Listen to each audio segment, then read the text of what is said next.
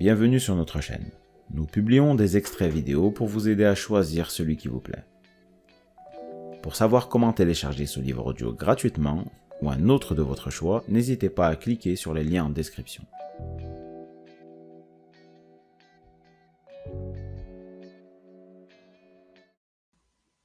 Se cachait derrière toute chose.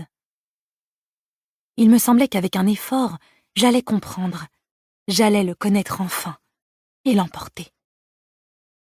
Antoine de Saint-Exupéry, Courrier Sud. Espoir, nom masculin. Le fait d'espérer, d'attendre quelque chose.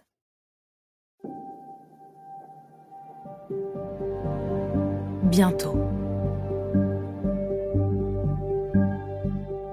Prologue.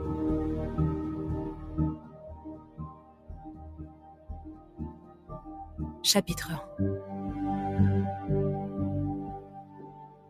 Ses rêves d'enfant s'étaient fracassés contre l'âge adulte.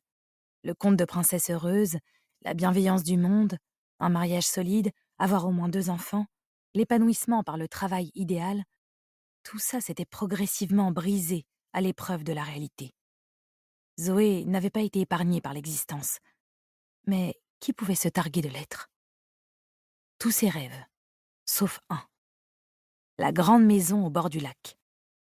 Gamine, elle passait par cette banlieue prospère, un ghetto de riches, comme le surnommait son père, lorsqu'il la conduisait chez son orthophoniste. Il prenait le raccourci qui leur faisait traverser le Vésinet dans sa portion nord. Et avec le recul, Zoé réalisa que ça ne leur faisait pas gagner de temps. Son père roulait exprès parmi ses propriétés somptueuses, meulières massives, mansards trônant devant un bassin à fontaine, bâtisses d'architectes érigées au milieu d'un jardin à l'anglaise. Il y en avait pour tous les goûts, mais pas pour tous les portefeuilles. La seule explication qu'avait trouvée Zoé à ce qui n'était au fond qu'un détour injustifié était que cela plaisait à son père. De l'envie, sans aucun doute, au milieu de jalousie, de résignation certainement. Ça pouvait s'entendre à la façon dont il prononçait « ghetto de riches ». Le mépris dans le premier mot, le désir dans le second, le regard lucide et triste.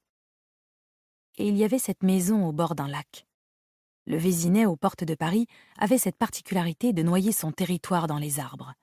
Des coulées vertes un peu partout, où s'épanouissait une jeunesse dorée, des chiens bien dressés, dans l'illusion du bonheur. À présent, Zoé savait que ça n'était qu'un phare destiné à faire croire aux bambins que la vie est merveilleuse. Mais dans ce genre de ville, on voulait y croire. On avait les moyens d'y croire. Et il y avait donc ces petits lacs, émergeant en plusieurs points de l'agglomération, parfois cachés, cernés de maisons élégantes, d'autres fois ouverts sur les parcelles de parc où couraient des silhouettes sportives. Zoé en avait repéré une, de maison, donnant sur un lac. Il passait devant chaque mercredi après-midi. La maison Jules Verne, comme elle l'appelait, à cause de son toit en fer biscornu et de sa grande véranda qui ressemblait à l'armature de la tour Eiffel.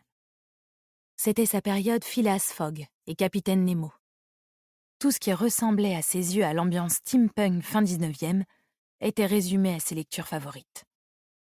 Elle ignorait pourquoi, mais cette construction la fascinait. Elle était l'incarnation du château de princesse dont elle rêvait. Et puis le charme bucolique de l'étang, qui s'enroulait autour des 2/3 de son jardin, créant une douve, contribuait à la couper du reste du monde. Le père de Zoé avait fini par remarquer son attrait pour cet endroit, et il faisait exprès de ralentir à ce moment de la rue. Zoé n'en perdait pas une miette. Et un jour, elle se fit la promesse qu'elle vivrait ici. C'était l'unique rêve de petite fille qu'elle était parvenue à matérialiser. Grâce à la mort de son futur ex, désormais feu mari. Erwan avait toujours bien fait les choses, à l'exception de leur mariage. Il avait notamment contracté une belle assurance vie, pourtant en pleine fleur de l'âge. Athlétique, les signaux au vert, aucune raison de s'inquiéter. Il payait pour rien, lui répétait Zoé.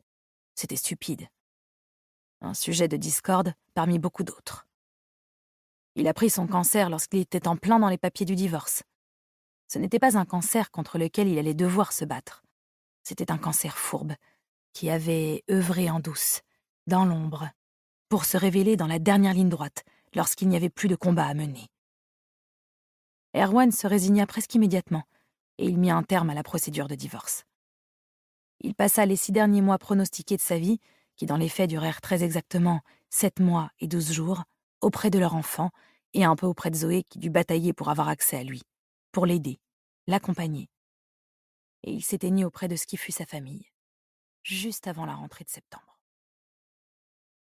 Si ce livre vous a plu, vous pouvez alors le télécharger gratuitement. Pour savoir comment faire, cliquez sur le lien en description de la vidéo.